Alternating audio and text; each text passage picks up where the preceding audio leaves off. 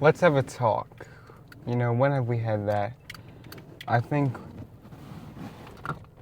we need a well-deserved talk.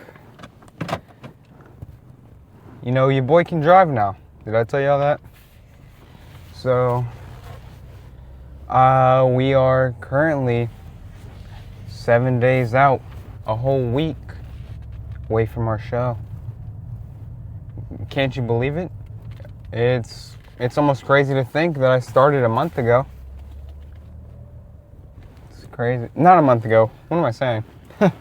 That's how you know prep brain's getting to me. But it's almost crazy to believe that I've started this journey over half a year. I started December 31st. Well, actually, I started long before December 31st. I just started recording. So, sometime in the last week of December. Overall, it's been over 6 months. That's the point. 20 weeks of prep. Just about. How do we feel? Honestly, I've gone into this whole thing feeling like I'm not going to win. And now, that's more okay than ever. I mean, all I cared about was the winning factor, bringing home a trophy, and every other of that fancy jazz. But now that I look about it, there's more to this than just a plastic trophy. It's a journey. And, it's crazy how long I've ignored that. People tell me that all the time, where it's like, almost, let's see if it's going, let me go. Nope. Bye, guys. You gotta really be careful out driving out here.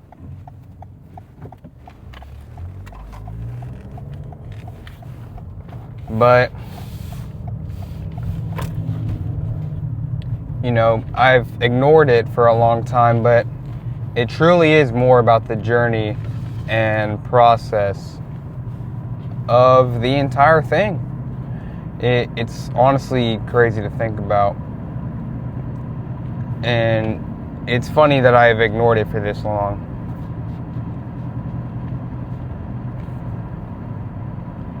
But, after multiple nights of crying and subsiding my tears, I've come to realize that I have done more in my lifting career than most. Like, people go to the gym and they just go to the gym. I stuck to a diet pretty well for over half a year.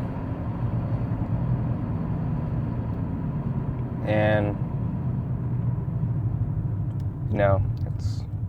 it's more than most. People don't even diet when it comes to the gym. They just train. See if I can have y'all more up. Alright. But yeah, I've stuck to a diet pretty well. I've trained harder than I ever before, because I was like that as a lifter. I would just train because I love to train, but now every single session is important.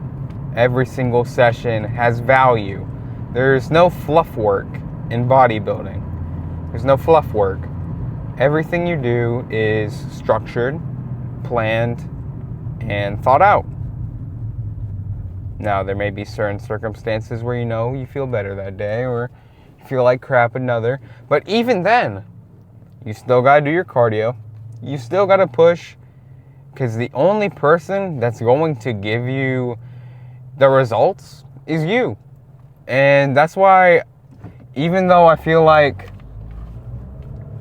I'm not as well conditioned as I want to be, and maybe I'm too high as of a body fat percentage to start, I'd probably say I'm like maybe 10, 12, not even that, probably 13% body fat.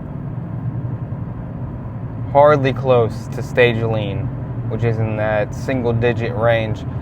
But for a person, a 16-year-old, dieting by himself, I don't care that I've had a coach for the first 2 months. All we did was posing, and she set up the basic structure. You can find that on the internet anywhere nowadays. But you got to be the one to get out of bed and go out and train and do what's hard and push. And that's what's firing me up here. I'm doing what's hard. I'm doing what nobody else is willing to do. Now, in a bodybuilding world, I'm doing the same thing as everyone else. But in the aspect of lifting and life in general, mediocrity, I'm doing beyond more than most. And I will tell y'all, over this past 6 months, I would struggle. I'm actually very open and honest about this, but I struggled with habitual sin, sin in general. I'm an honest man when I say that. We all have that struggle growing up. Some people don't like to talk about it. I'm more open about it. Because, it's life, man. And, we're human. God knows we're human. And we all make mistakes and sin. Born into sin. These past 6 months, I've been the closest to God that I've ever been. Now, my speech might get a little slurred because dieting for 6 months. Peak week. About to go keto. This is my last week of, no, not even last week, last day of carbs. The next 3 days I'm going keto. So this is going to be fun. But, and it's amazing. A big inspiration on me, and one of my favorite bodybuilders, known to man, Kevin Levrone. I think he was a big push on me because, he was talking about when you diet and you fast, clarity sets in. And, my eyes start to open a bit. I start to notice things that I haven't noticed before. And one of those things is how blessed I really am. I'm blessed to have a family, a father, a mother, a brother, a sister. Because they could be dead. I don't mean to get dark, but that's literally how it can go down. I couldn't have that. I could not have a father figure if my dad didn't step in. I could not have a mother if she wasn't as so careful on the road. Multiple things that I give gratitude towards nowadays because I notice it. And it's not the fact that I'm showing gratitude because I have them, but like I said, because I'm noticing them. And I'm just now noticing them, which gives me even more gratitude. Oh, that's a cop. Please don't pull me over, cop. I don't know why. No felony charge. No nothing of that sort. Oh, that's not even a cop. That's just a black car.